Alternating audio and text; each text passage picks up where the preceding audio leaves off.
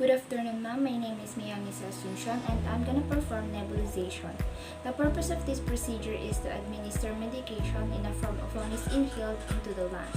The second purpose of this procedure is to loosen respiratory secretion and promote bronchodilation. And the third one is to exhibit improved lung sounds and respiratory efforts.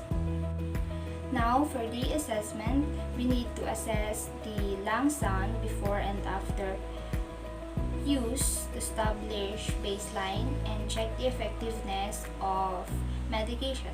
The second one is we need to assess the oxygen saturation level before and after administration.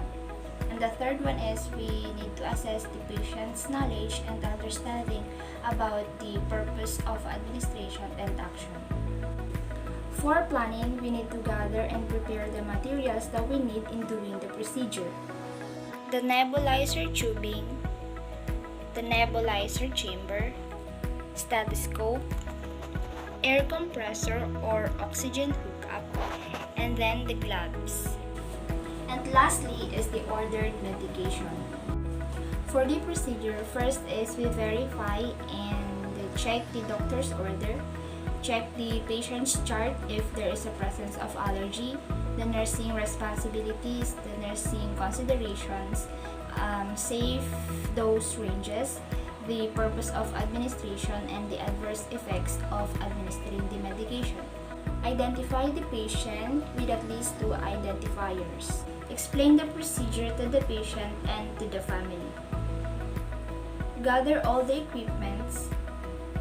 Put PPE or gloves and do hand hygiene.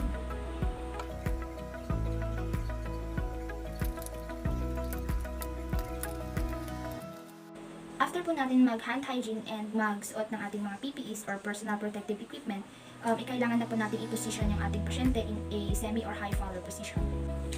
And ngayon po ay assemble na po natin ang ating nebulizer para po magamit na ng ating pasyente.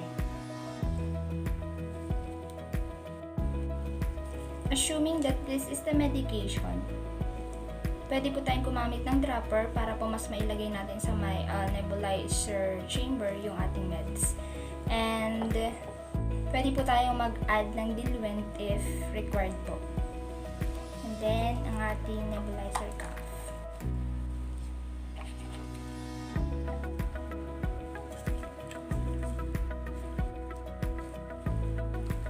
Then, idudugtong na po natin yung ating tubing dito sa may chamber po. And yung kabila naman po dito sa may ating air compressor or oxygen hookup.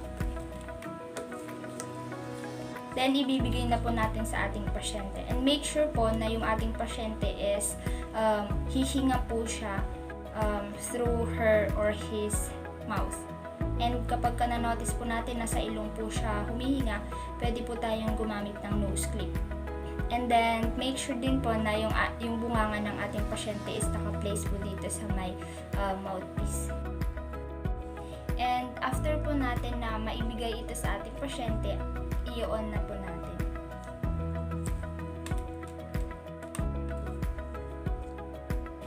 After po nun is continue inhalation until po the medication has been aerosolized. It takes 15 minutes po para maubos po yung meds or para mai-administer po yung medication sa ating pasyente.